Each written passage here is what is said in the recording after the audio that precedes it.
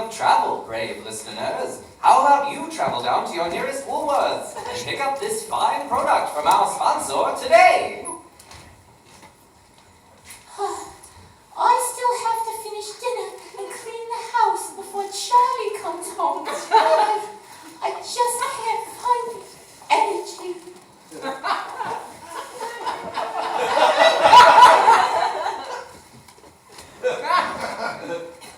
Never seem to have enough time in the day for all the things that need to be done? Is your body running out of gas on the highway of life? Worry no longer. With Dr. Moonbeam's cocaine for the brain. You'll have enough pep for 4 people. Just one quick sniff and you'll be running on turbo power. Hello, honey. My, the house looks wonderful. And I can smell that roast from here. However do you do it all? That's a secret. Now that's a secret between me and my doctor.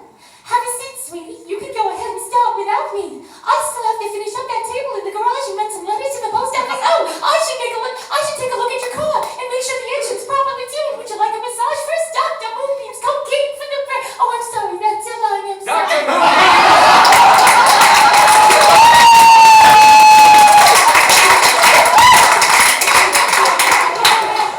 Dr. Moonbeam's cocaine for the brain. Pick up one now at your local Woolworths.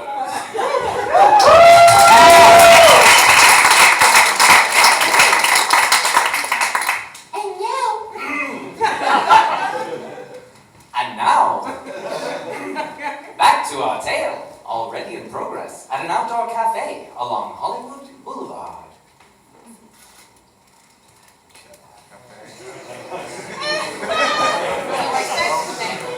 So apparently laws in Australia are a great deal more relaxed. So Fairbanks piloted this helio chopper while I clung to the rope ladder beneath. Oh, what a sight we made. The locals. What is wrong, Vesper, darling? This is how you blend in? A beret, goatee, and dark glasses? Goatee? I mispronounce a lot of words, everyone. You'll notice that throughout the show. It's our first Bonnie of the night. It's it. I pulled a Bonnie. It's me. A goatee, right? Yes. Yes. And dark glasses, I know. Yes. Certainly. Do I look like Randolph Moon? I think not. No, you look like a bull. God damn it. No, you look like a Bolshevik. Bolshevik. That's what I said. Where's Bolshevik? I fit in perfectly. No one here would possibly recognize Mr. Moon? Detective Sullivan. Welcome. I hope you don't mind, but I've invited a friend to join us. Vesper Kingsley. Pleasure. Psychic to the stars. I've never met a real psychic before now. Ah, well, I assure you, I am just like anyone else, Detective. Have a seat, won't you? May I get you anything to drink, sir? Whiskey, please. Bottle of whatever you got. Oh, of course. Yes, sir. Actually, ma'am, I'm not quite a detective anymore. Got myself a bit of a demotion. Oh, I'm sorry to hear that. Are you saying the Los Angeles PD doesn't consider my research worthy of a real detective? Randolph! That's all right, ma'am. Your friend is right. The other boys are busy doing real work. If I may pry, what happened?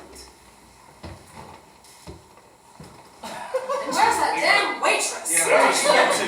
But I have a lot. Service. Yeah. And a drink to serve. Okay, she still has a I'll lot of have my a job. Oh, don't skip. Just kidding. I can do it. I can take care of everything for you. Bonnie also did not rehearse this with us. No, that wasn't. That's why she's amazing. Yeah. So I'm as surprised as everyone else when she does a Bonnie. I can't wait. Oh. You do that right. I love you too. Get away. Take it. Off with you. Oh, sorry. Your whiskey, sir. Thanks, though. Apparently there are rules about how blotto you can be when on the job. Oh, were you driven to the drink by one of your cases? You could say that. I'd rather not talk about it. This sounds exciting. Did you witness some horrific bloodbath? Or get personally involved with the suspect, only to have her die in your arms, her final breath of life wasted on her confession of love? Oh! Were you tortured with electricity? Is he always like this? I'll tell you. He's a Bolshevik. Pay him no mind, Mr. Sullivan. I said it right? Yes. Excellent pronunciation. Thank you. You can call me Mike, ma'am. Sorry, Mike. Nothing so elaborate, Mr. Moon. My partner and I were involved with the Lizzie Long case last year. Really? I knew poor Lizzie, after a fashion. Yes, we know. You were a suspect for about 5 minutes. Is that a fact? Yeah, but don't worry. Whoever it was, they were smart. Can't say I'm looking forward to working with you, Mr. Former Detective. I don't have to do this, you know. Perhaps a change of subject, yes? Are you still involved with the Lizzie Long case, Mr. Sullivan? Mike. Sure am. The boys may think I'm off my nuts, but I'm no slacker. Well, if it isn't Vesper Kingsley. Jacob Butler. Psychic to the stars, yes. Charlatan to the stars, you mean? Is this trash another form of flame, Jack? Excuse me? Now, Dita, green is not your color. Jacob, Randolph Moon. I know full well who you are, Mr. Moon. I love your work. Thank you very much, sir. I wish I had more time to chat. The lovely Miss Manhauer and I were on our way to Paramount for some business. Oh, well, I won't keep you then. You're right, you won't. I'm having a little soiree. What? Not the only one. Still taking Wabbits. I'm having a little soiree this weekend. Feel free to stop by, Mr. Moon. I'll put you on the list. Be sure to leave the trash at home, yeah? Will do. See you then. You are truly pathetic. What? You know how I feel about that man. Oh, Vesper, darling. There's room enough for 2 psychics in Hollywood. That's not the point, you brown-nosing sycophant. No offense, ma'am.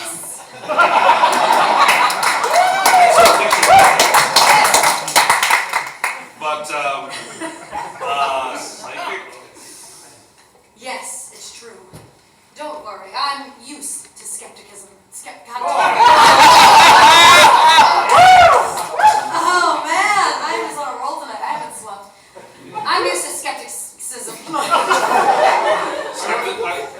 I wrote this 3 years before I met Bonnie. If I'd known, I wouldn't put too many big words. I'm extremely intelligent. No, it's fine. I'm extremely intelligent, but when I read out loud, my brain does not compute. So you're used to skepticism, not used to skepticism. Sorry. But it's Or you not. could use this one, but I like yours so cute on that. Sharing it together. Oh, I know. Go ahead. No, you can just skip my line. You're used to skepticism? That's what I said. Usually from me. Can you tell me my fortune or something? It's not quite like that. Oh, Here, let me show you. Look at me, okay? all right. Forget Randolph Moon. Forget the boys back at the department. I want you to look into my eyes and concentrate on the Lizzie Long case. Got it? Oh, all right, sure. Good. Oh, come on. This isn't the place for... Dickie! What? What? Where is he going? I don't... The unknown. What? Where? We have to stop him from getting on that plane. We? The unknown is going to kill Dickie. Dickie Broughton? What does he have to do with anything? He said he was the killer. He showed me the file. Who? The unknown. Is this a joke? Are you both on a toot? Because I haven't had a drop all day, and I really don't Listen, Mike, I can't explain, but I am sure that Dickie did not kill Lizzie Long. How do you know the unknown? Because I know that bonehead, and he's no killer. No, you're talking about Dickie. He's the bonehead. How do you know? Because I know that bonehead, and he's no killer. Now, you are going to drive us all to the airfield before the unknown gets on that plane. This isn't real. You Shut can't- up and drive, Sullivan. Oh, sorry, I'm going to slap you. Shut up and drive, Sullivan. Move it, Randolph. I can't go to Mexico. I have a 6 a.m. call tomorrow.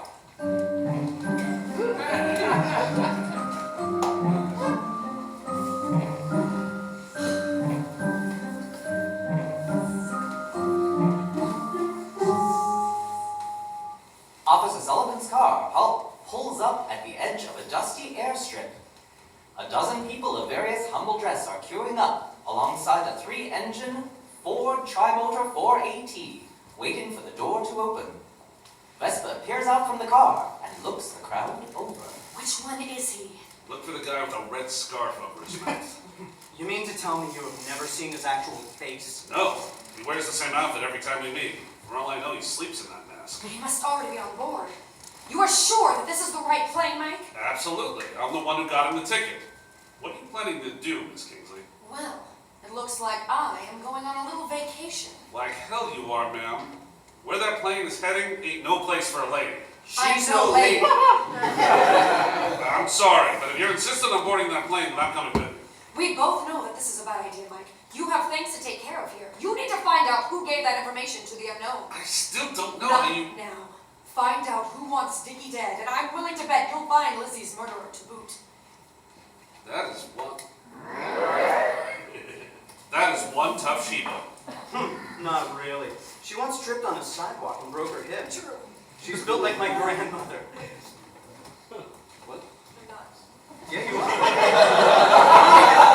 You don't even need to trust me. She's built like my grandmother. Place, Chris.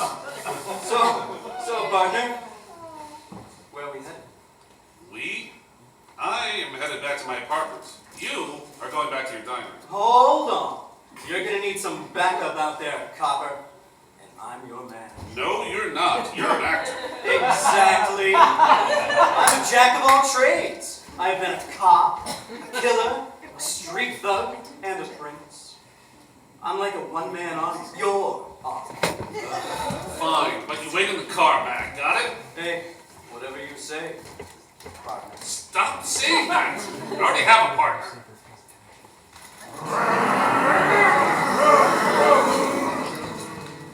Chicken, please. Thank you. Please watch your head as you climb aboard. Next. Excuse me, sir. Oh, hello, miss. May I come on? I mean, yes, absolutely, ma'am. Please. Thank you. Kindly.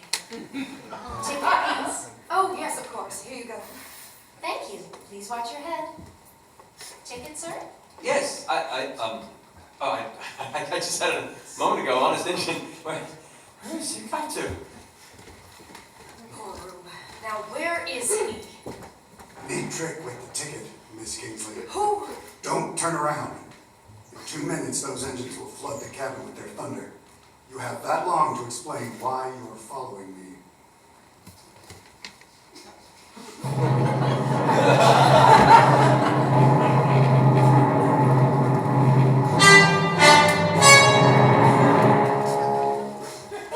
What does fate have in store for our intrepid adventurers? Will Vesper be able to reason with the mad unknown vigilante? What does little Dickie have to do with the death of Lizzie Long?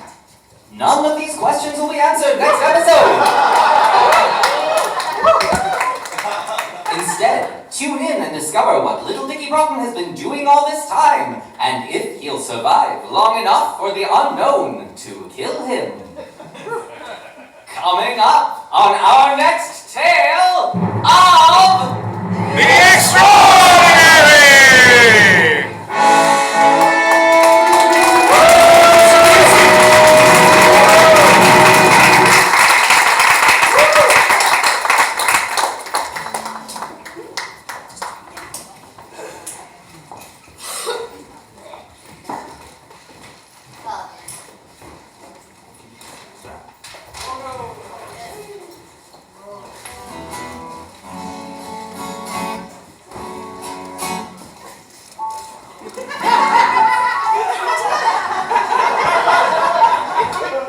This is not the first time I've done this.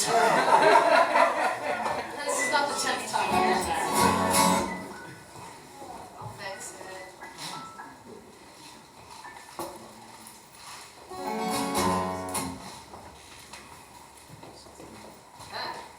You need to check the violin. Before you wreck the violin. Scratch that, please. No wrecking the violin. Hi, we're Windows to Sky.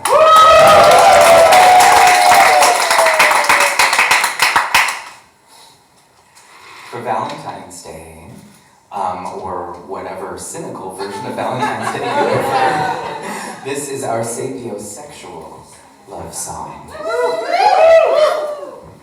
sounded like sound. It Sound did. came out of sound. It did. Oh yeah, you totally want to be on there because there's microphone for you. Yes, I need that. Hi. That's wicked. She went to the wrong theater. I actually ended up at a Korean weed party. I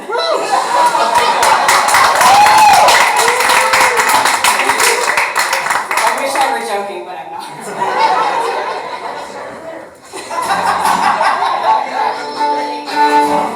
Still, she decided to leave and join us. That's amazing. Yeah, that's dedication. Okay, you ready? 1, 2, 3, 4.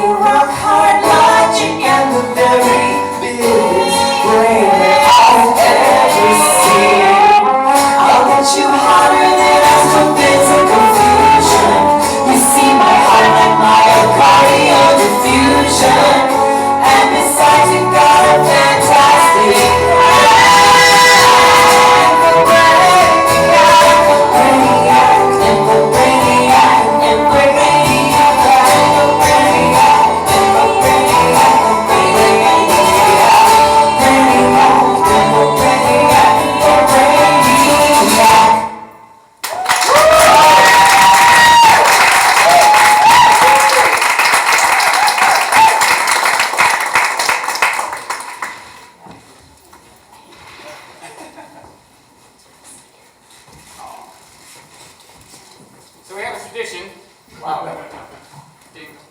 Oh, speaking of which. So Bennett here used to be in the band, and still is. And then we threw her in the show. But she used to get really bored on the sidelines while we were doing the show, and she's perverted. So... That is not the origin of this. Sure. And she had a cocker spiel in her lap, so she just started digging every time she came across what she thought was unintentional, homoerotic, or otherwise Unintentional. unintentional. So since this is the shortest episode of the night, she's going to be dinging just like old times. Sometimes we give it to people in the audience and they just ding every time. I don't know. They're so whack-ass. Are you good? I'm stretching. Wow. Why don't you come over here? See, little tiny bike. Not more. Magic. All right. Are you ready for episode 2? MTC Studios welcomes you back for the exciting second chapter of The Shadow of the Unknown here on Tales of Destroy!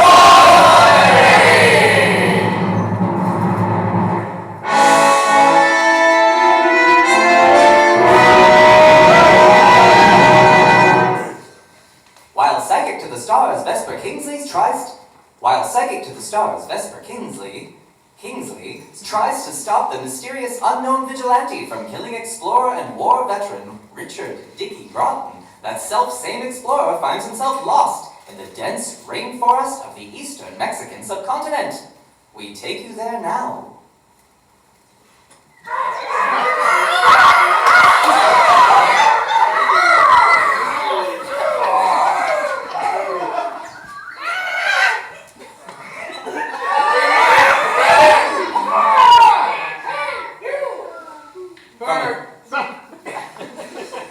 From a clearing amidst a sea of foliage, a tall, angular hill juts skyward.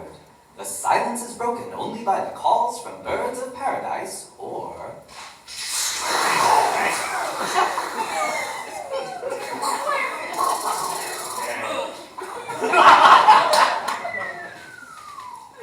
complicated gunshots.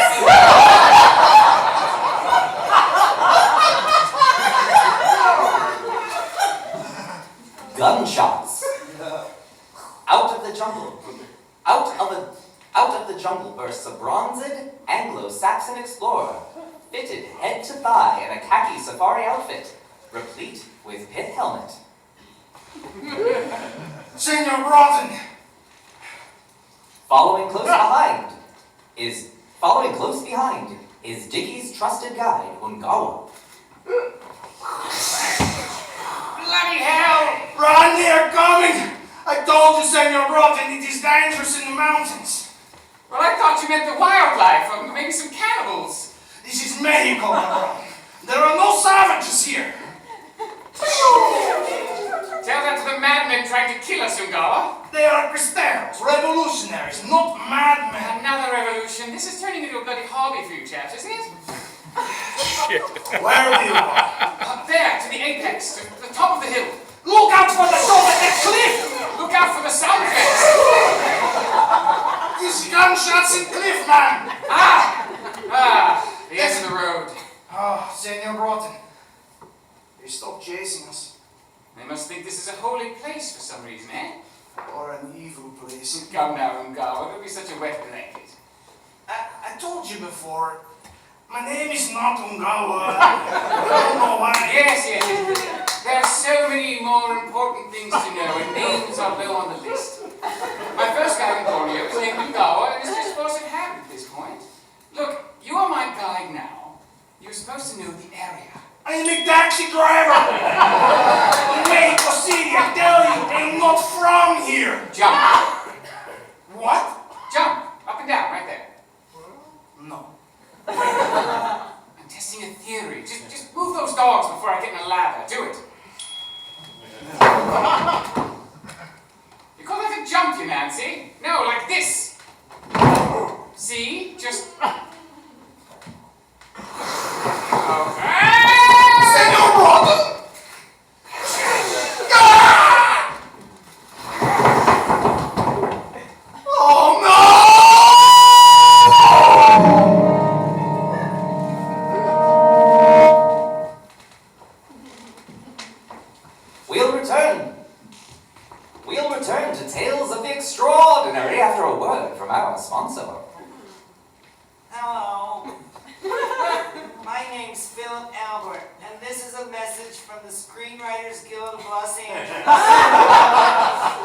As many filmgoers might know, we've been on strike for the past few weeks petitioning the heads of major studios for basic rights. You most likely have never heard the name Philip Albert, and that's how the studio would like to keep it. We are asking for 4 very simple requests. Our names stenciled in the credits at the beginning of the film. An additional 4 cents a year for every movie shown in theaters. Our signatures on all intertitles, no matter how short. And to no longer have to supply our own paper and ink. The studios think they can wait us out, but the people who suffer are the filmgoers, such as yourself. We write each movie, our words literally on the movie itself. Without us, Cleopatra would be nothing more than a randy model. Charlie Chaplin would look like a pitiable mute mongoloid dressed by his mother. Some think he is, even with our writing. Support the guild. Let them know you want your movies with words. Thank you.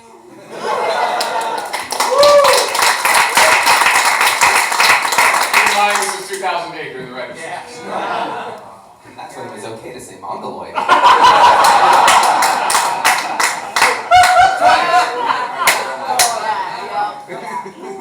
And now, back to Tales of the... And now, back to Tales of the Extraordinary. Where am I? Some kind of stone chamber. Must have landed on this horse statue. That explains my back. Madman! You're trying to kill me! Oh, don't be so dramatic. My, the statue must be the centerpiece of the chamber. What does it mean? It's in mid-gallop, so... What is this place? Well, this hill is actually a temple of some sort. The dirt and flora must have covered it for centuries. Here, help me with these vines. The dings are so quiet. Sorry, it's very small. Aha! Ding! Oh, crap. Aha! See that hole, Ungawa?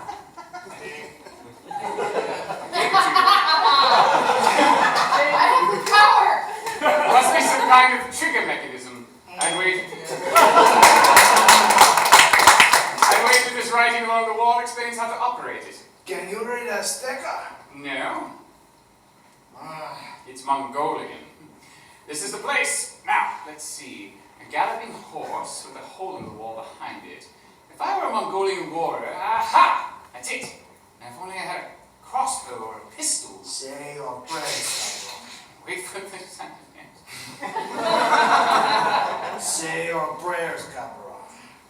I have had about... Perfect, lad. May I borrow that? Thank you. What day? And it's loaded too. Good man.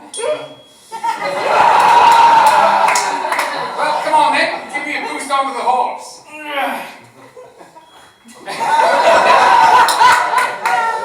Alley-oop.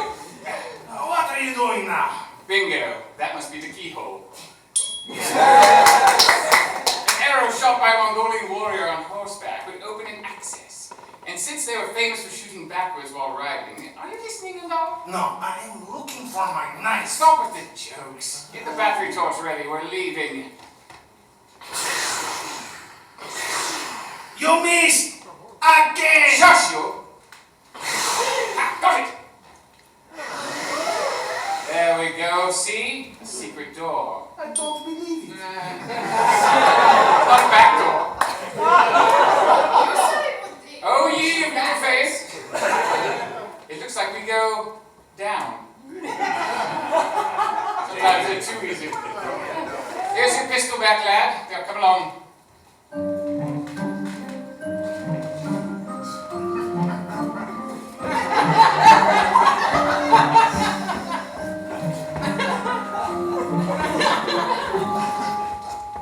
My, this is a long tunnel. Cabron, you said that writing was Azteca. Not Azteca. I said it was not Azteca. It's Mongolian. What is that? Like Maya? Far from it, my boy. Think Asia. You mean China? Close enough, yes. Mongolia once ruled over the largest land empire in the world. It stretched all the way to Africa and the edge of Europe. And that empire included Azteca? No, you ignorant fool. That would make it larger than the noble British Empire. Then why is Mongolian here? That's what we're going to find out. The tunnel. It is flat now, like a hallway.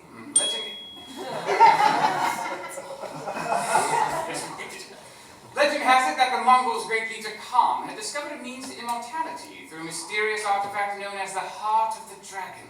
So he could not die? Yes, native. He could not die. You see, his burial site was never found. Many think it was just a well-kept secret. Others believe he and a small group of his trusted minions continued their explorations in other lands.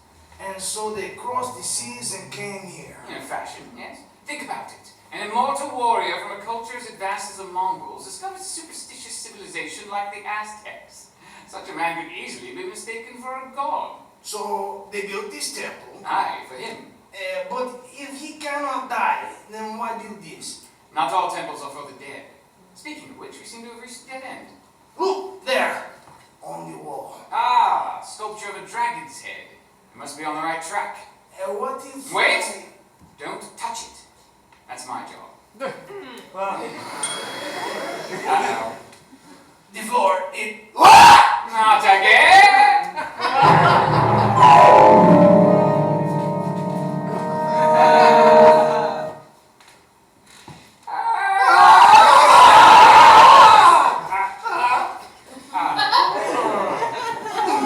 That wasn't so bad. Like a slide, really. We could probably climb back up if we had to. No more falling, cabron! Sorry!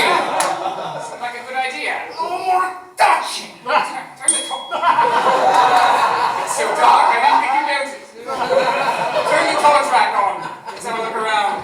We appear to have found a large underground cabin. The floor does not look quite right. Indeed. Throw one of those rocks over there. Aha! Water. It's not a floor at all. This must have been an underground pool or What? Or what? Oh, there. Throw another rock. Yes, the water ripples strongly, except for that spot in the middle. That must be a way across. A hidden bridge, eh? Ungawa. Oh no, I am no first. No. Oh, good Lord, you're like a child. Fine, follow me.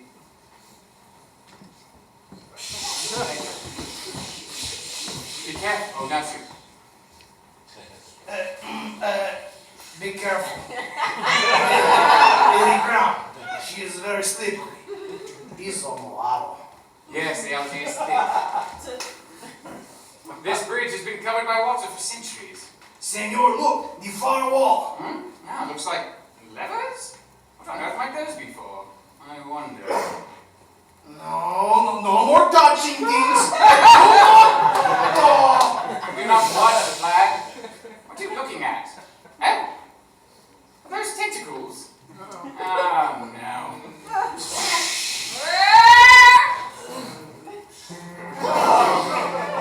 Stop that music! Senor Rosa. Hold on. Ah! Senor Rosa. Oh my God! Wait for it! Stop everything! Look at your script speaker! Yes, you wait for sound effects. 400%. Right, stop! Don't touch that button! Ah! Senor Rosa.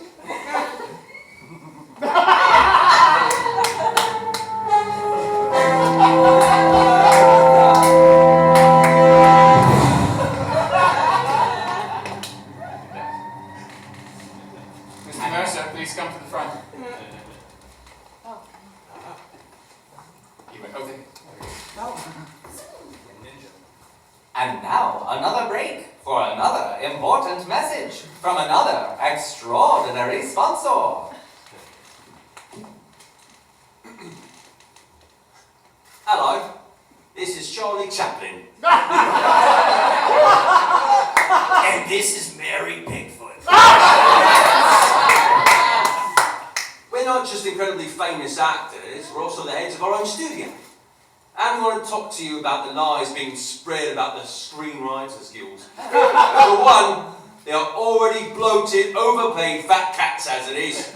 Are you aware that the average title writer makes an average of $100 a month? That's right. More money than the average film patron sees in an entire year. They want their names credited. Why? Does anyone really care? What do they want next? A fan club for movie writers? That's bollocks. We are already supporting them creatively by allowing them to use their own supplies. Yet, they have the gall to demand we give them new supplies for free? You might as well do everything, really. So please, if you see a writer petitioning out in the street, do yourself and us a favour. Punch him in the face. It's a proven way to resolve any labour dispute. That's right. The American way. Thank you for listening, and be sure to see the Gold Rush still in theatres. And Mary's film Sparrow's playing now. Thanks, Charlie. Yeah.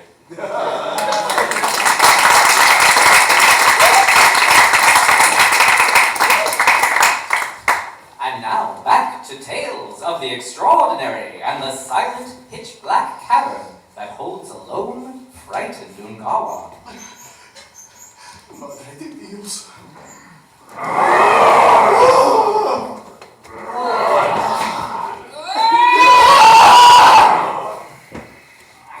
May I borrow that pistol again? Thank you, chap. There comes the bang, I think. Just a bit kind, hold on. The machine's broken. My little one was bang, bang, bang. Amazing, it's some sort of cephalopod. There must be some kind of channel to the gulf down below, or maybe... Look out! With the aid of my handy pocket torch, I found myself face to giant eye with the beast. Thanks to this ornamental knife given to me by the Maharani of Bundi, I removed said eye. You did not like that, let me tell you. There! Thank you again. Now, what say we make use of these levers behind us, eh? No more touching things! Still on that kick, are you? Here, hold the pistol. Nah. On your left! Oh! So let's see, which one should we pull? Meeny, meeny, miny, mo. Catch a tiger by the toe. What are you doing, Cobra? Quiet, you. It's an old explorer's method developed by Sir Rudyard himself. Now, where was that? Ah, yes. If you hollers, let him go. Meeny, meeny, miny, mo. My mother says you are the best one. And you are not it. Here goes. What is happening? A sound effect.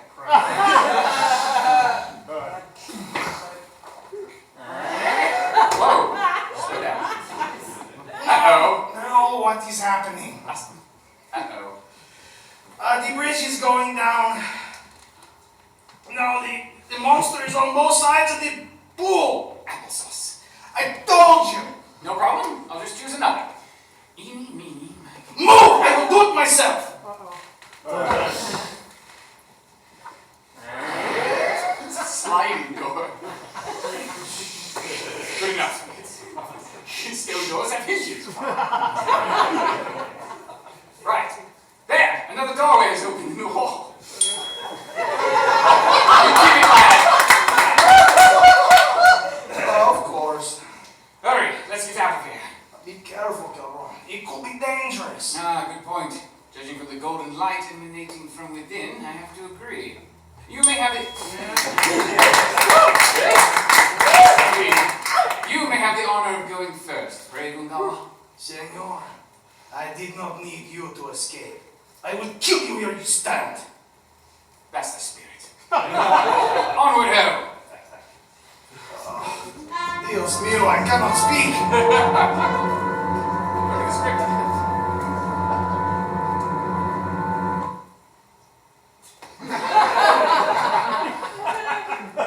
Dios mío, I cannot speak. I echo that sentiment, dear boy. This room is a treasure trove of archaeological finds. If that means a lot and a lot of gold, then yes. Careful what you touch, Ungawa. I am rich. Ungawa! I bathe in gold like the Midas, yes, rich! Your sword looked to be quite sharp still. Try not to be distracted. Ooh, is that an 11th century Persian shield? Interesting condition at that. I tell you what, senor. I will take the money. You can have the big things like that shield or the statue there. You are a skilled negotiator, my friend. I accept your... Wait a second. I don't think that is a statue. It is alive. It appears so, unless statues can smoke hookah pipes like this fella. That thing can talk. I'm fairly certain that it is a he, lad. Can you speak with him? Ha! There's the rub, you see. He appears to be one of Khan's Aztec followers. And you don't speak Aztec? There are so many dead languages in this world, Ungawa. I can't learn them all. Well, I don't speak Aztec. I don't speak nothing. It's moving. I say, it's all right. He's just stretching. I suspect he's been sitting in that position for a long time. I have an idea. Oh? Khan, we grana, we ninigon. What was that? Chinese, old boy. By way of Michael Coleman. It's possible that Khan taught it to his followers. Ha! I seem to be onto something. Khan shi dayu lide guailo. What did you say? I told him we were looking for the tomb of Khan. I don't think he understood you. It looks like he wants to punch you in the face. I know that look really well. Kino nide nuquin? Is that the right kind of Chinese, cabron? There's only one kind of Chinese. Well, maybe it doesn't know Chinese, eh? The Mongolians ruled China. I'm sure they're familiar enough with it. But you're not! Here! I'm a world-renowned explorer extraordinaire. Who are you to... Oh, bloody hell.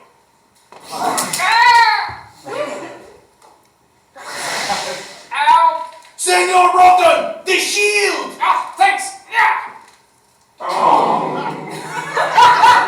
His fist went right through!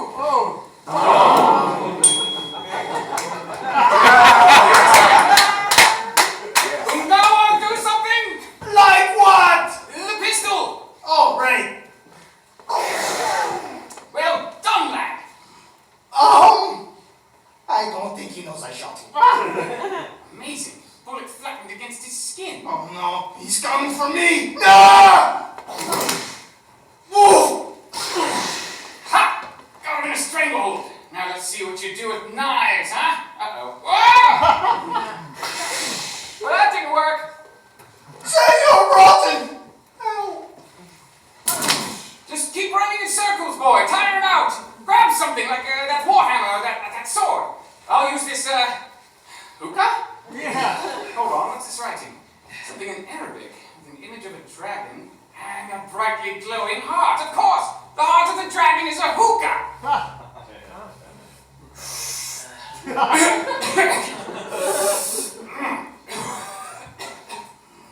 Oh, well, I don't know what you did, senor, but he's really angry now! He's coming for you! For you. Drat! Quick, Ungawa, catch the hookah! Now he's coming for me! Throw it back! Ha! I don't think he likes our game of Kiko, eh? Catch again! He wants the thing, right? Ah, be careful with that pistol, you could damage the hookah. I know, and so does he. See, he stopped. Ah, good thinking, boy. Now, where are you going? Leaving you to die! Wait for me! The door! Gotta slide underneath before it... Ha! Made it. Oh, just give us a crunch. Oh! Ah, but he did not. Is he dead? Well, judging by the way he's flailing around, I think not. Heart of the dragon must make him indestructible as well as immortal. Fascinating. What? Oh, good. He pulled the other lever. The bridge is rising back. I think. Don't move. Oh, put that pistol away, boy. You might hurt me. The treasure is mine. Come now, Ungawa. I told you! My name is Antonio. Fine, fine. But you're forgetting something, Antonio. What?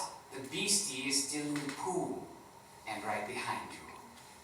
Oh. No! Ah, the hookah! Oh, lost it. Senor Robin! Alas, poor Antonio. Your noble sacrifice shall not be forgotten. Adieu.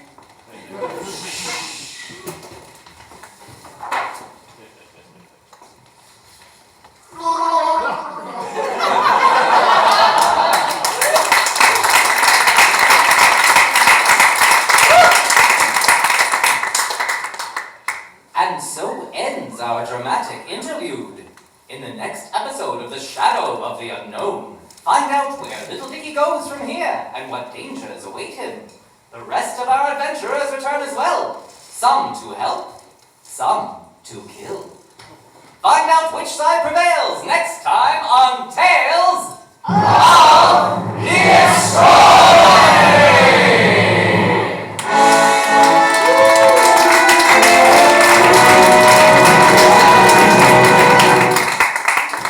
You ready for some more music?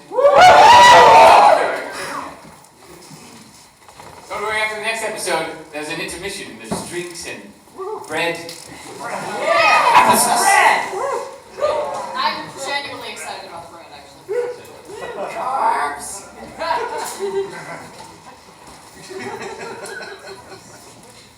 And now, for a rather different love song, I'd like to welcome Wicked back to the stage in a rather different role. Yes, pull the mics back a little bit, give her some space. This next song, is one of our favorite tangos about BDSM. So if you're interested in getting whipped, what did you bring? You have like floggers, multiple floggers. If you're interested in getting whipped, and she is a professional, please wave your arms excitedly, or I suppose they need to get somehow to this. One by one. So all right. So be sure to wave your arms excitedly, should you care for a mild to medium. Very mild. Very mild. Beating. During the song. Wave during the song. And... Oh, yes, come on down!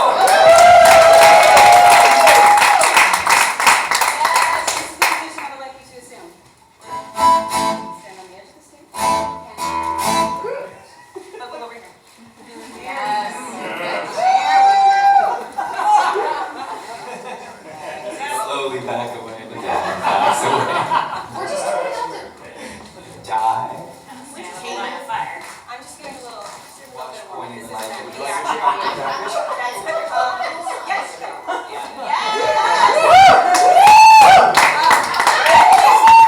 He's done. If anybody wants to be next, go ahead for your hand there.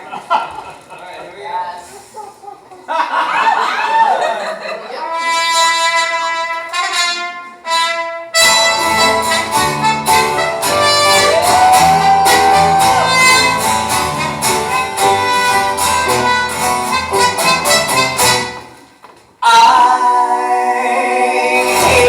For the touch of your lips, dear, but much more for the touch of your whips, dear. You can raise welts like nobody else as we dance to the masochism tango.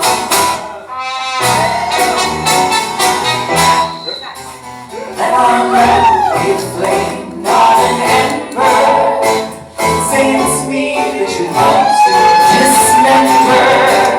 Black in my eye, set fire to my tie. As we dance to the masochism tango. At your command, before you hear us heart is in my hand. Ew.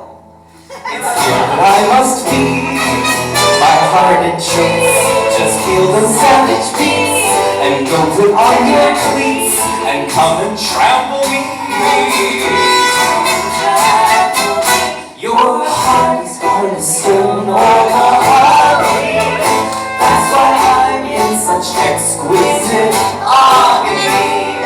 My soul is on fire. It's aflame with desire.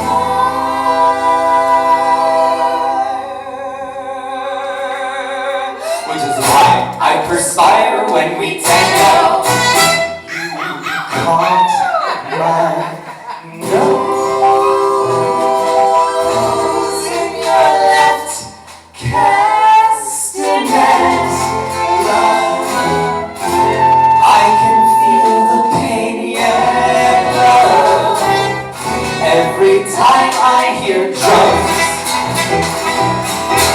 and I envy the rose that you have in your teeth, love, with the thorns underneath the heart, sticking into your gums. Your eyes cast a spell that bewitches. Last time I needed 20 stitches to sew up the gash you made with your ash as we danced to the masochism tango. Bashing my brain that made me scream with pain. They keep me once again. I see you never part. I know too well I'm underneath your spell. And darling, if you smell something burning, it's my heart. Excuse me. Take your cigarette from me, holder, and burn your initials in my shoulder. Fracture my spine and swear that you're mine. As we dance to the masochism tango.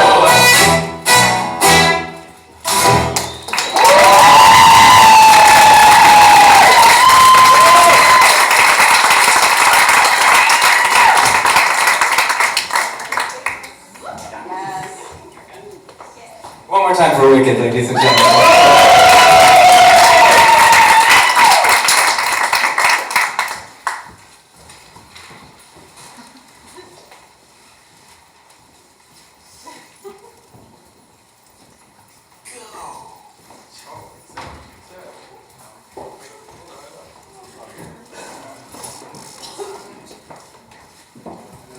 My script went to sleep.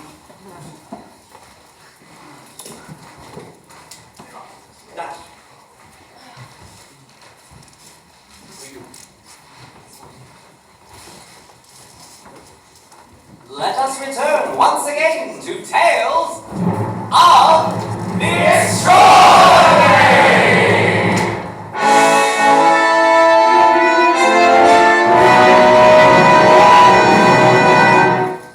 When last we left our virile adventurers, psychic to the stars Vesper Kingsley had boarded a plane bound for Mexico to stop a vigilante known only as the Unknown from killing world-renowned explorer, little Dickie Broughton, an explorer who nearly got himself killed when he and his trusted guide Ungawa descended into an Aztec temple to locate a powerful Mongolian artifact that could grant immortality. Meanwhile, back in Los Angeles, silent screen star Randolph Moon had teamed up with former detective Mike Sullivan to suss out just who had sent the Unknown and why. We now pick up our story in the rundown apartment of Officer Sullivan, where Gatsby, Mike's simian sidekick, is enjoying a cool breeze and a cooler martini. I know, but I just need to use your phone for one flash of a second. Who am I to stand in the way of Randolph Moon? Gatsby, put that martini down. I knew you'd see it my way. Where's it at, partner? Corner there. Give me that. Shh, go hide.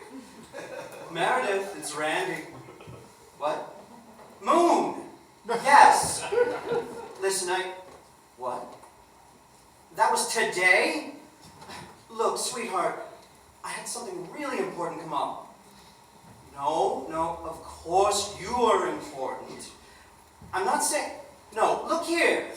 Where's the file? The folder. You know which ones. Stop being dumb. Meredith! Patch me through to Mort, would you?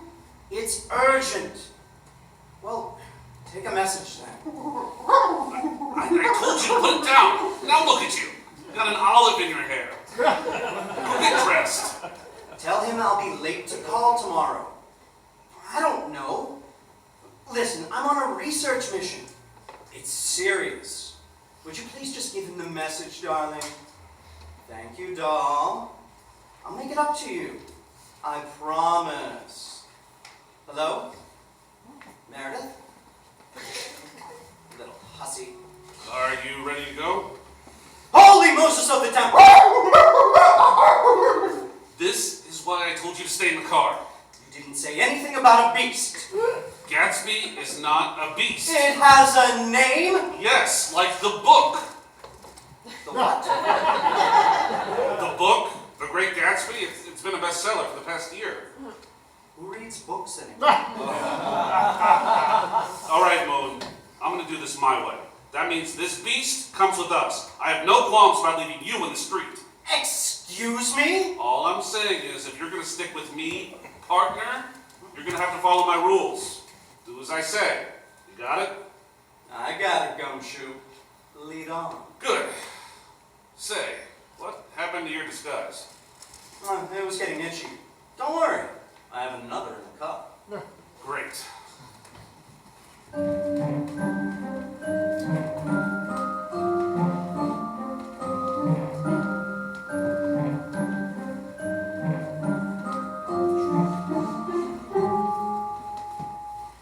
Shot of whiskey, O'Reilly? Sure thing.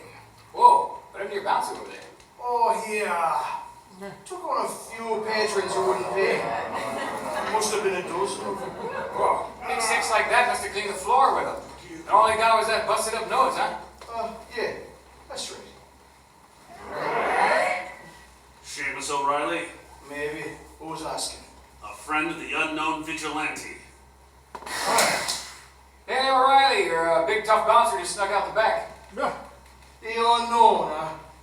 I think you're full of bushwa. You look like a copper to me, pal. I'm not a copper. Shut it, Moon. You and your bearded friend aren't real smart bulls either. Else you wouldn't have come in here. Tell you what, I'll be nice and let you walk out in one piece. How's that sound? How about you tell us who gave you this file? Who set up Richard Broughton? Boys, give him the bum's rush. Wait! Wait! Don't hit me! Ah!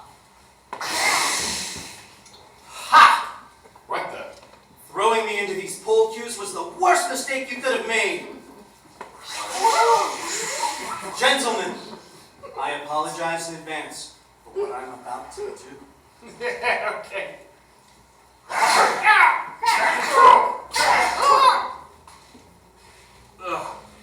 What the hell? Moon? Did you knock out all those guys? You pick up a thing or two working with Douglas Fairbanks. I'm not telling you nothing, copper. Yes, you are, Bimbo. And I'm not leaving until you do. Watch it. He's got a gun. Yeah, I see. Luckily, so do I. Put it down, O'Reilly. You first, bull. Hey, I know you. Yeah. You're the bull that busted up our monkey fights. Quiet. You're what? You ruined a very lucrative sport. A spectator sport. Forcing monkeys to kill each other for the sick pleasure of Hollywood sodomites ain't a sport. Hey, what? Who? You're someone a monkey. Gatsby! What?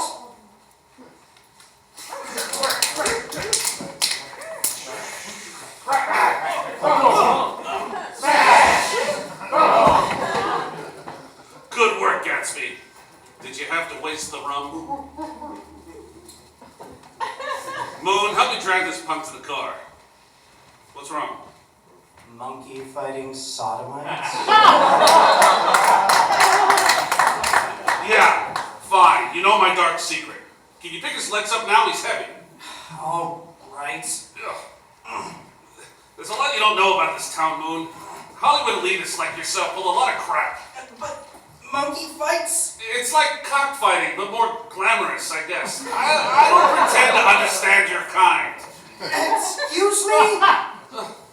Those poor creatures, abused and forced to commit savage acts of violence against each other. Hold on a second. Gatsby, grab that whiskey for later.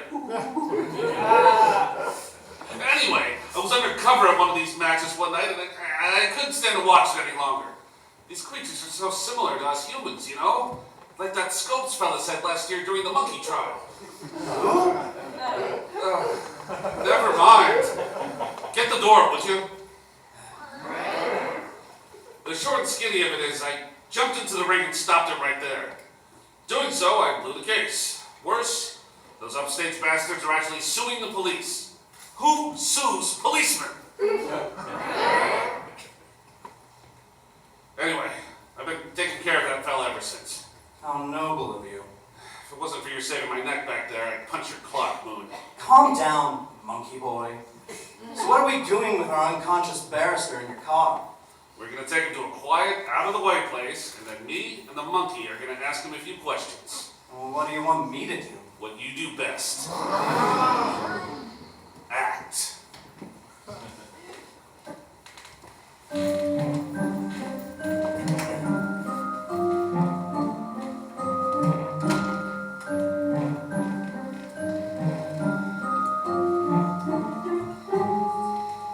In a high-end hotel room somewhere in Mexico City, replete with ceiling fan and spacious bed, a traumatized Dickie Broughton enters.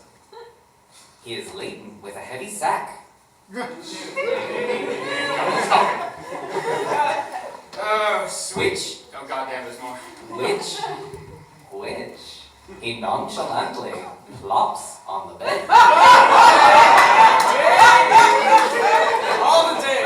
Nonchalantly. Oh, sweet sleep. A good, warm shower to clean off this horror show, and I'm all yours. No, you're mine.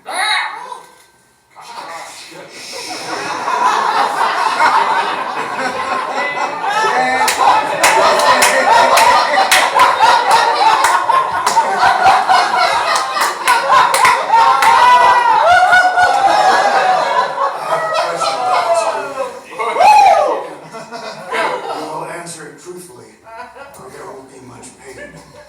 Do you understand? Tell me what you know about Lizzie Long. Is that a boat or something? Oh, she said you'd say that. Hello, Dickie. Kingsley? Yes. What are you doing here? It's an awful long way to come for a nookie visit. You always say the sweetest things. Thank you, I try. Look, we don't have much time. You've got to come with us. What are you doing here, Kingsley? And who's this masked ruffian? Right now, I'm going to use the powder room. My new friend here will explain everything while you pack.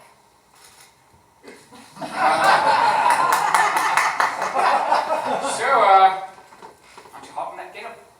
No, But what? grumble, grumble.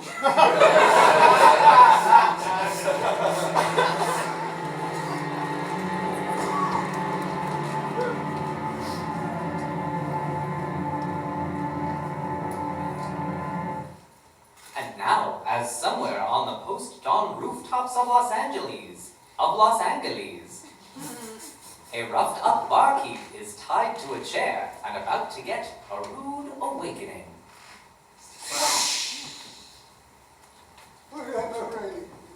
O'Reilly, get up here!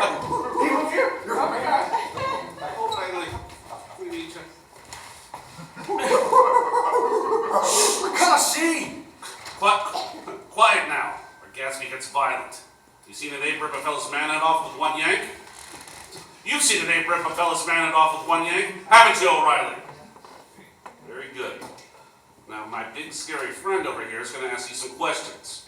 I recommend you answer them, for the sake of your future children. You can talk now. I can't see. The sun is in my... Oh no. You really do know him, don't you? Hello, O'Reilly. 2 nights ago, you gave me these. Your goal was to mislead me into hunting down a Richard Broughton. Yeah, that's right. But you're just a common street thug. A man like you wouldn't even know some prissy-limey explorer. Well, So, what the officer and I want to know is who put you up to it? Where did you get these files? I don't know. I don't know from nothing. So these files just mysteriously fell into your lap one magical morning. Gatsby? No, please. I don't know who sent him. He was just some messenger boy. Who was? The Oriental. Who? Little guy, dressed real nice, had a green little mustache. He left the file at my bar just before you arrived. Are you lying to us, No, maggots? no, I swear on my father's soul. I only ever met the Chinaman, Mr. What was his name? Wait, I remember someone at the apron. Did this Oriental have a real dandy way about him? Slick hair, black bowler? Yeah, sure, that's him. There were a lot of those Hollywood types there. One had this fella as his bodyguard. Butler. Bodyguard or butler? Which is it? No, that's the fella's name. Jacob Butler. Excuse me? You can't mean the Jacob Butler. He's one of the most well-respected men in Hollywood. That's not saying much. Oh, would you please stop? You're like a broken record. Hollywood sodomites this, Hollywood elitists that. Hey, you ain't him. You ain't him at all, are you? You ain't him. You're the fencer guy from the bar. Shut up! I'm sorry, but I refuse to believe the most trusted psychic in Hollywood is trying to kill your friend Dickie. Time. I mean, Mr. Lee, get over here. He's still waiting. You can share with me. Oh, yeah, you're good. Kill me? But who'd want to kill me? Bonnie! Am I back from the powder room?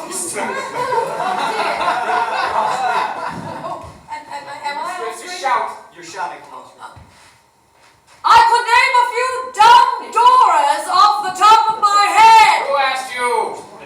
There's more. Yeah, don't leave. Any of these ladies have the connections to manipulate me like this? Maybe wants revenge for something you did? I doubt it. I maintain good relationships with all my lovers. I'm known to be quite the gentleman. Ha! Look, who are you anyway? Oh my. Hold on. Do it! Oh, your brother wants to. I hope I'm not interrupting you. Mr. Lee, you're a touch early, aren't you? I thought we were meeting at the airfield. There has been a change of plans. Very sudden change. I know you. Why do I know you? My apologies, Mr. Lee. This is a room service. They're very theatrical down here, don't you know? Did you find what you were looking for, Mr. Broughton? Oh, yes, of course. One moment. I hid it here in this duffel. There you are. The heart of the dragon. It is a smoking pipe. A hookah, actually. It's a long story. And you are sure this is the object? I can speak from personal experience. As with my trusted guide, were he here? Where is your guide? Ah, yes, well, he, as you say, he wasn't so trustworthy after all. May he rest in peace. My thanks, Mr. Broughton. Master Butler will be very pleased. What was that? Rats. Place is lousy with them. Let me gather my luggage and I'll be right with you. That will not be necessary, Mr. Broughton. I'm sorry? Master Butler insists that you do not leave Mexico alive. I don't understand. I do. Your friend, Jacob Butler, has used you. Your unknown companion is correct. We had hoped he would save us the trouble by eliminating you himself. Unfortunately, I will have to do it personally. no one would notice 2 more dead tourists in Mexico. Wait, you mean the Heart of the Dragon will not be the centerpiece in the Richard Broughton exhibit? He's saying there won't be any exhibit. He wants it for himself. I apologize for underestimating you, Mr. Unknown. Goodbye. Well, I must object. Come back here. Broughton, don't. Ah! Impressive. You stopped his knife with your arm. Not as much as I'm going to hurt him. You missed. I won't. Oh! Thank you. And with that, I take my leave. Oh,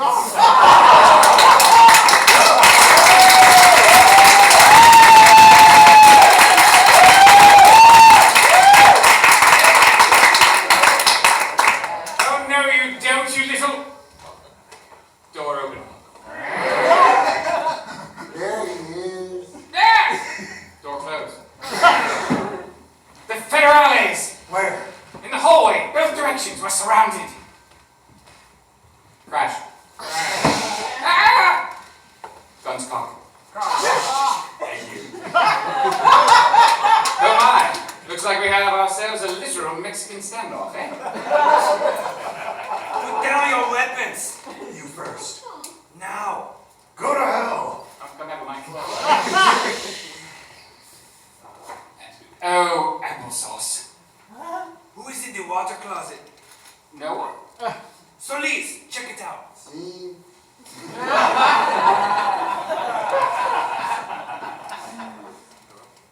Solis, what is it? It is just a woman. She. Solis, answer me. Lo siento. Solis, what do you think you are doing? Put down that...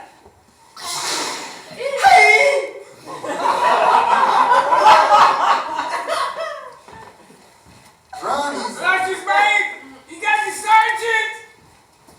Broughton. What? Get her out of here. I'll keep them busy. How the hell am I supposed to... The window. What? We're on the 2nd floor. Sorry. Sorry. Hold on tight. Let go of me.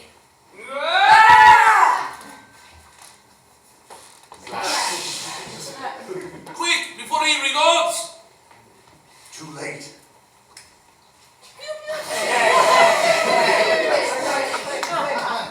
I'll go over here. Are you insane? What were you thinking?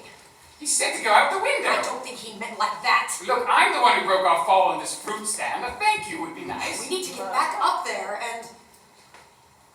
Glass shattering. Gunfire! Did he just jump out the window backwards? Thump. And roll off the top of that car? Yes. Yes, he did. Hey, you dented my roof, cabron. Crack. Now I've dented your face. Get in the car, we're leaving. You're a psychopath! That man was already... Get in the car. But the hookah! We're leaving, Broughton. Ah! Wait for me! Grab on, Dickie! Made it!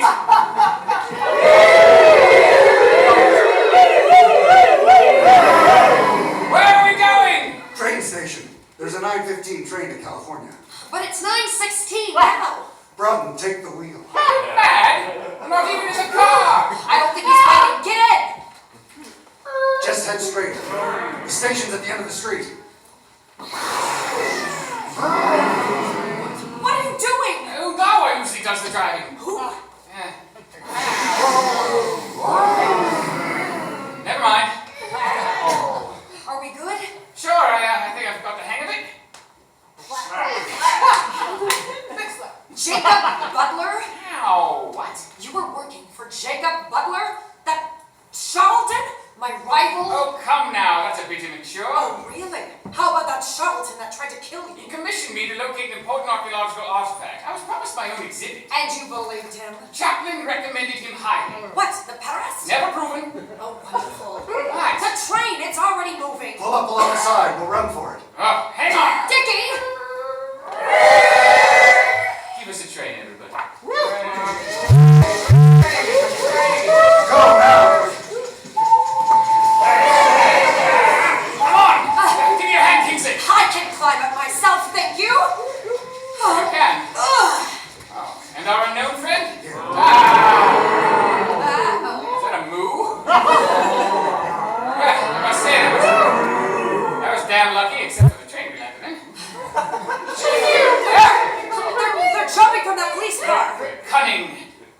to be something here I can use.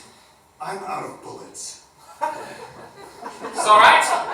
I found a chicken coop. Give us some chickens. What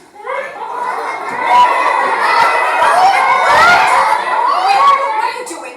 A little foul play.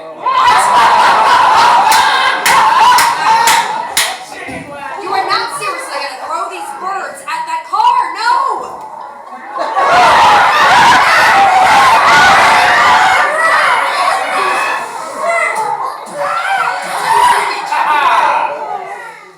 Right. You could have killed those poor birds. I saved our lives. Not so fast.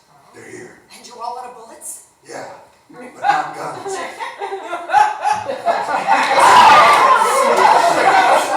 Amazing. I've never seen anyone throw a pistol with such accuracy.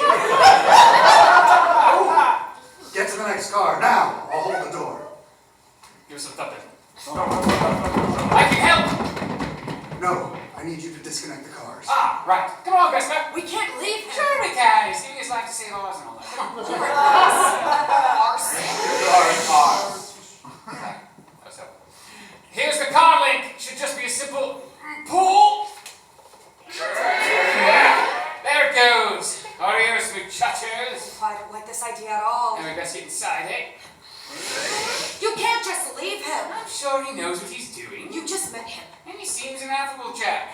But we need to get back to California post haste and retrieve the heart of the dragon. The what? The artifact. The pipe. Hookah.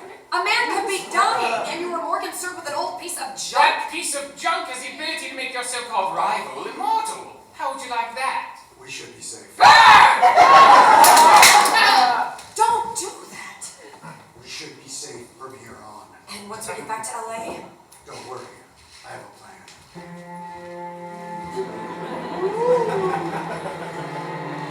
Oh, Mr. Lee, I need you again.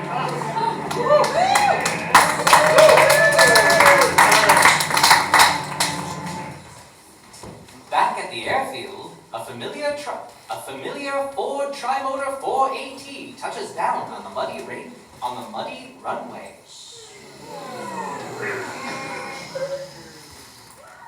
A shiny silver 1920 6 Rolls-Royce limousine sits alongside the field. After the plane has stopped and the dust has settled, the chauffeur exits and begins wiping down the body of the car. Mr. Lee descends from the plane and... Mr. Lee descends from the plane with Dickie's sack in his arm. So happy you. And heads straight for the Phantom. The artifact, Master. Ah, a hookah, of course. Master? The great Khan conquered ancient Baghdad and looted that magical city of many priceless treasures. No doubt this was among them. Darling, I'm bored. I still have to prepare for this. That's French. Look, I was Say party. I was rushing for 3 days. This is Slow down.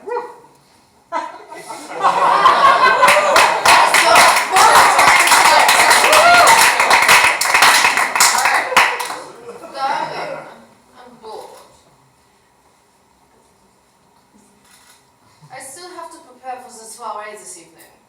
It looks like we'll have a reason for celebrating after all, my dear. Home, Arthur. I want to be ready for... Home, Arthur. I want to be ready when...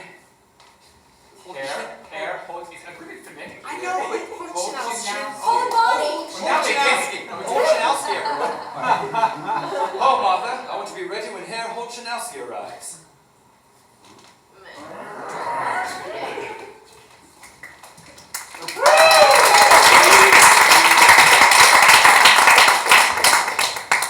What schemes does the nefarious Jacob Butler have in store? Who is Herr Holchanowski? And will our intrepid adventurers stop their dark machinations in time? Wait, hold on. Hold on. I realized Oh, God. here we go. And will our intrepid adventurers stop their dark machinations in time? Join the adventure next episode for the penultimate chapter of The Shadow of the Unknown on Tales of the Extraordinary!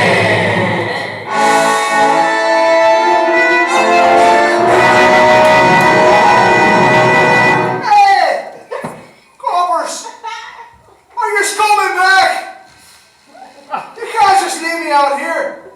There's pigeons. I hate pigeons! Oh.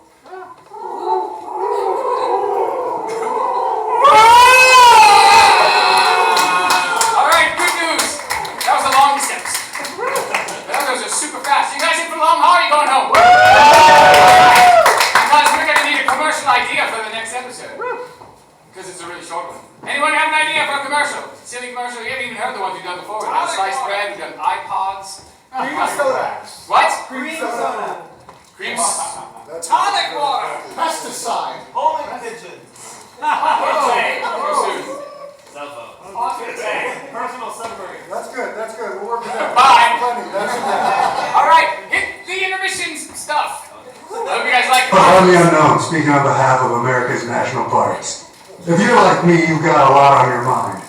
And nothing helps you forget about your problems like a trip to the stunning majesty of Yellowstone. But while you're there, don't forget to bring your handy fun-sized dose of ethyl ether, the only ether you can use on a bear. Because sometimes bears have secrets too. Ethyl ether, the only ether you can use on bears.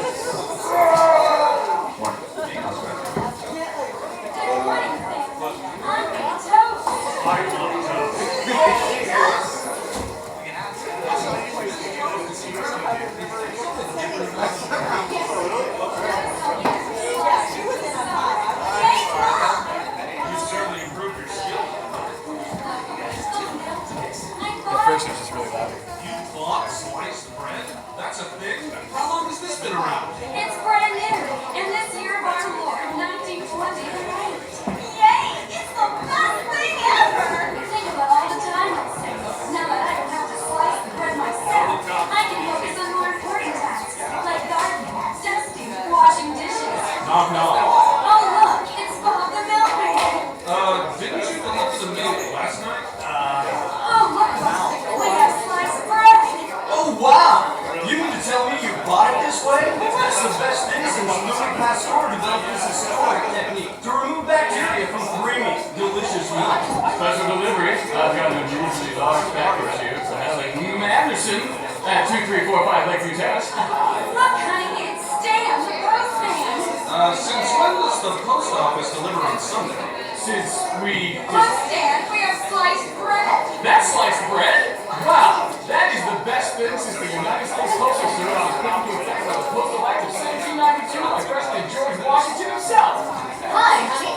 Heavens. Look, honey, it's Carol from British Club.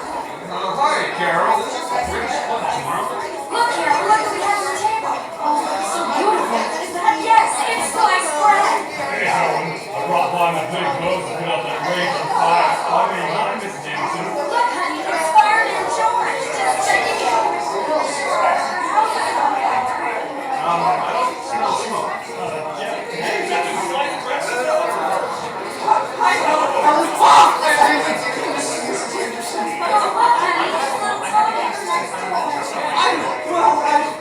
Hey, is that sliced bread I've been hearing so much about? Hello there! Oh, look, honey, it's Mr. Mayor. So the mayor's making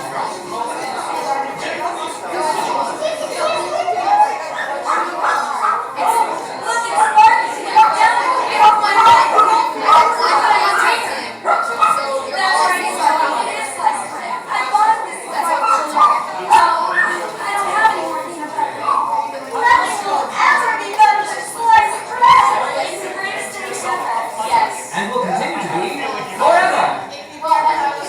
And now, it's just you and me. Cheese and crackers. What is going on here? You're rustling the papers here. I cannot take this anymore. Get off my shit! Get off my shit right now! Has this ever happened to you? Yes, it is. I said so! underappreciated director of radio plays. Yes. And are you tired of your rustling of paper on the scripts of your radio plays overpowering the voice of your actors? Are you kidding me? This is great. We have a solution for you. Mucker's anti-rustle paper. Made of pure Indian silk, South American hemp, and the skin off the upside-down hanging scale of southern Borneo. The difference is unmistakable. Mucker's anti-rustle paper. Your actors will never be overpowered again.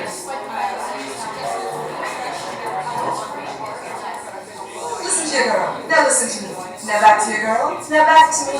Sadly, she doesn't taste like me. But if she used feminine sweetening cream, she could. Now listen carefully. You're on a boat. Is the girl your girl could taste like? Listen back to your girl. Back to me. What's in my hand? It's steak. Cooked just the way you love. Listen to what she's wearing. What am I wearing? Nothing. Anything's possible when your only uses feminine sweetening cream. I'm on there. Segment may include feminine contrast. I expect feminine. Get out the use of well. Feminine sweetening cream. The only feminine sweetening cream you can use on me. Hey there, kids. Johnny Spreadso Simon here from Hollywood Stars. You kids have anything important to do this summer? Well, you do now. Johnny Spreadso Simon's baseball campus boys.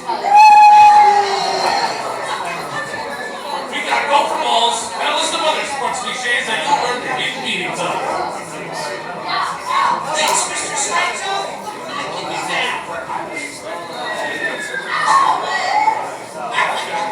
You got him in the strike zone, kid. You teach me how to get down both sides of the ball with yourself. You bet. Wow. I've never been in a dugout before. You show me yours. Johnny Spreads on the Simon Summer Camp for boys. You can hit a home run.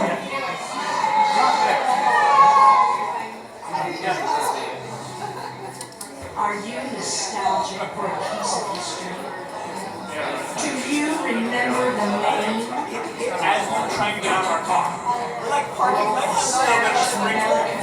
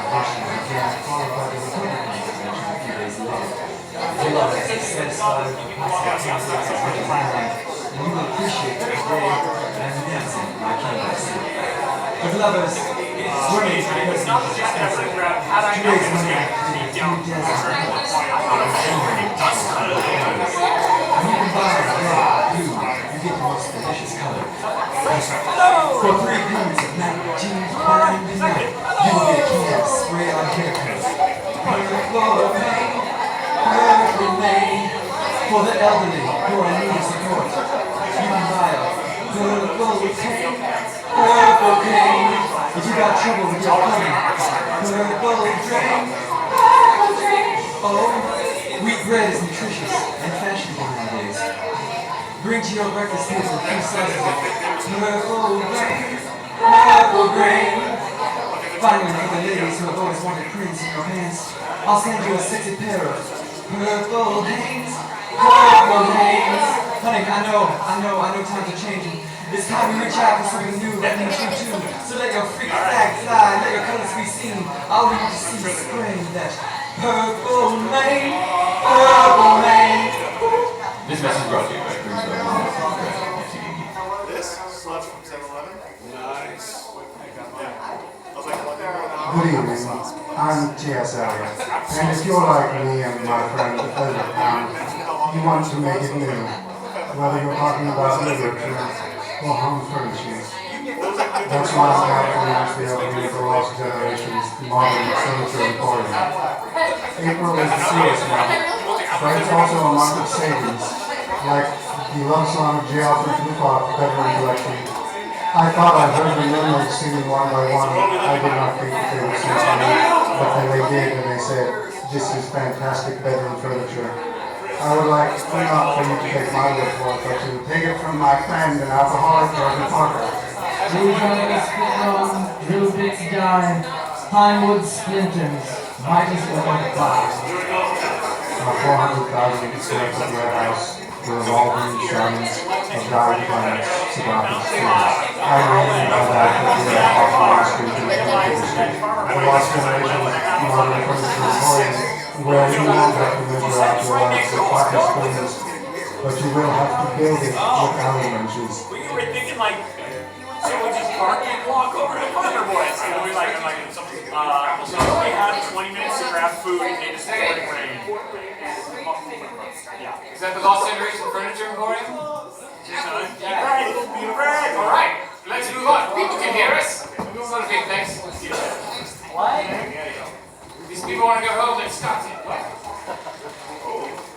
No. Yeah, you're going to do a commercial. Did you guys work out a commercial? You're great. You've got it? Yeah. So, for those who don't know, that first commercial was him just stepping up to a mic and going, "Watch this," and things come out of his mouth. And the last commercial. Build it up, dude. The last commercial was the same thing. We actually did it on the stage. While we were doing it, he was in the back writing out his lines and wrote a poem as though he was talking. Oh yeah, that's right. This is what happens when you leave this region. Let's let these folks go. God, I'm trying to say. Oh, the lights are going down.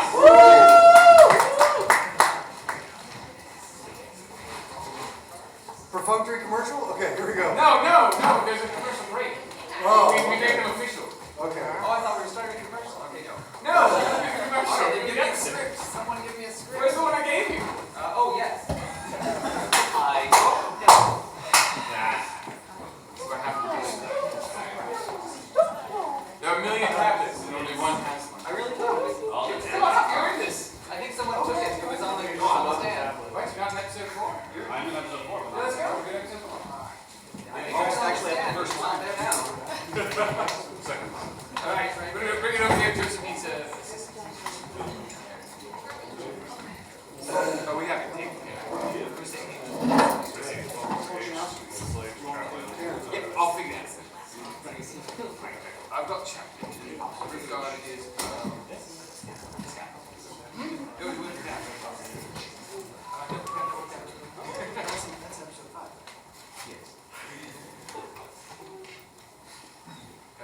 Go.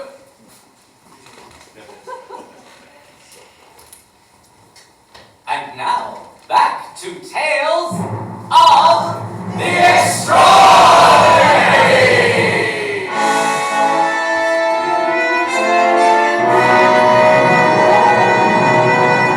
Episode 4 of Shadow of the Unknown.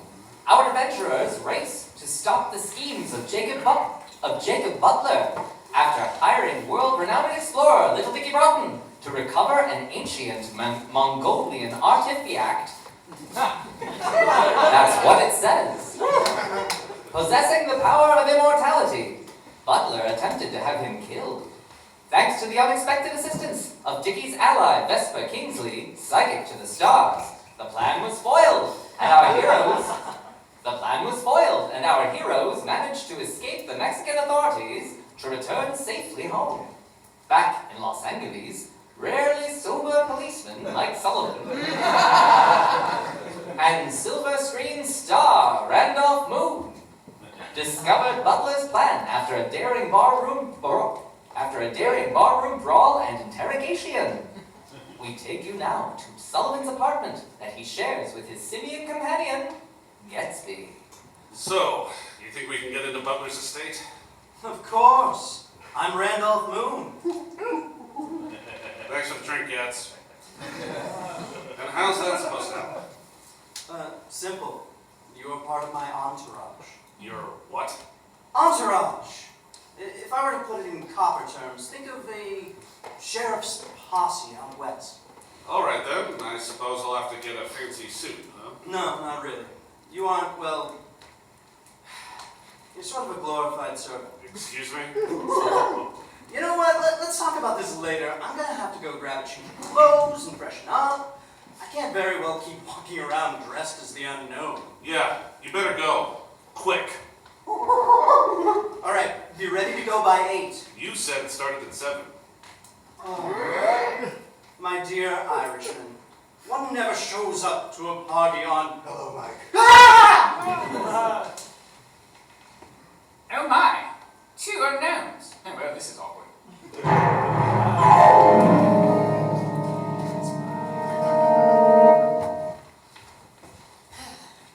Thanks for letting us lay low here, Mike.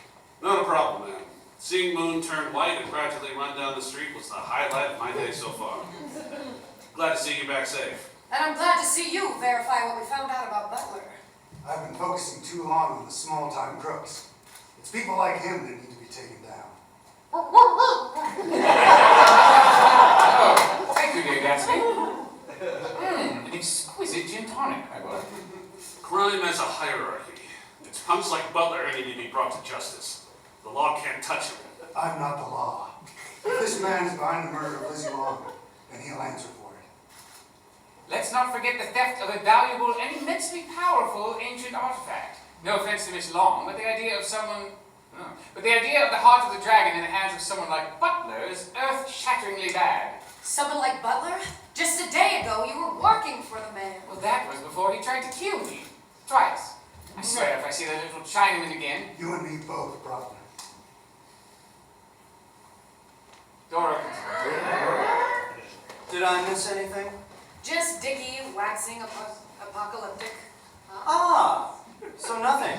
What's the plan then? First, we're going to start oiling these doors. Second, we're going to find the artifact and any evidence of Butler's involvement in the murder. This soiree is the perfect time. He'll know we're here. But he won't dare leave his own Hollywood party. If I knew these Hollywood scum, hey! Their weakness is pride. They are slaves to it. He would sooner sell his mother to slavery than miss his time in the spotlight. Yeah, true. Moon already has an invitation to the event. Miss Kingsley and Broughton claim they can gain entry as well. Trust me, I have my ways. You two locate the artifact. Moon is the only one capable of getting close to Butler. And once he does... That's where you come in, Mike. Moon will lure him away from prying eyes to a more private location. Once he does, you'll ask him a few questions. Your way. Sounds good to me. But the monkey stays here.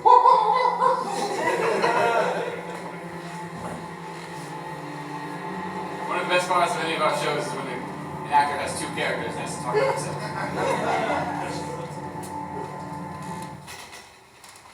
The Romanesque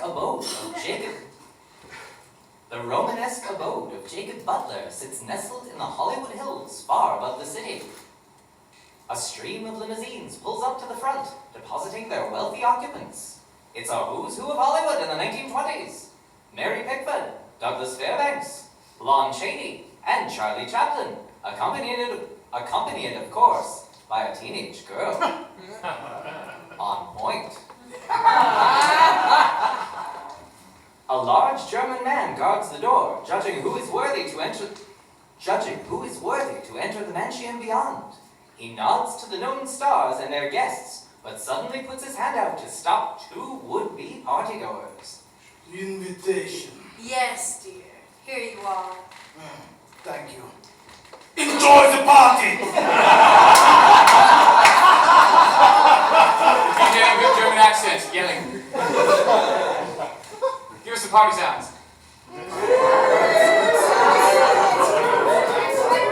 You never cease to amaze me, Kingsley. That was just a blank piece of paper. He saw what I wanted him to see. Legitimate invitations. I really wish you had dressed more low-key. Hollywood isn't the only place with royalty. I'm trying. Shut out of the way. I'm shouting. I, too, have a certain amount of pride to uphold. Full of Royal Navy. What? What?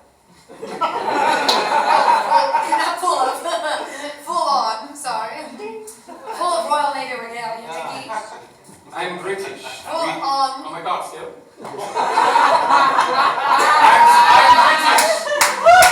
What's on you? We do nothing halfway.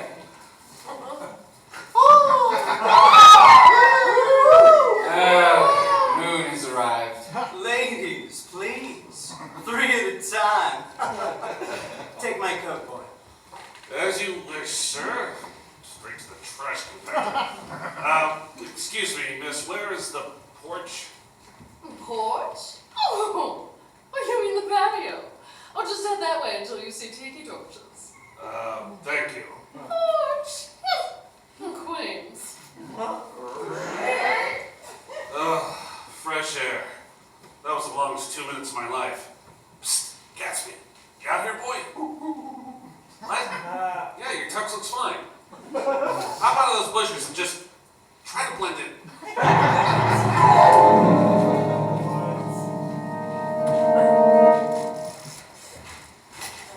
Yeah, come in. Is the roof secure? Yeah, it's good. I can see Herr Olchanowski's ship in the distance. He should arrive in 10 minutes. Wunderbar. Let me know if anything changes. Of course, Herr Potter.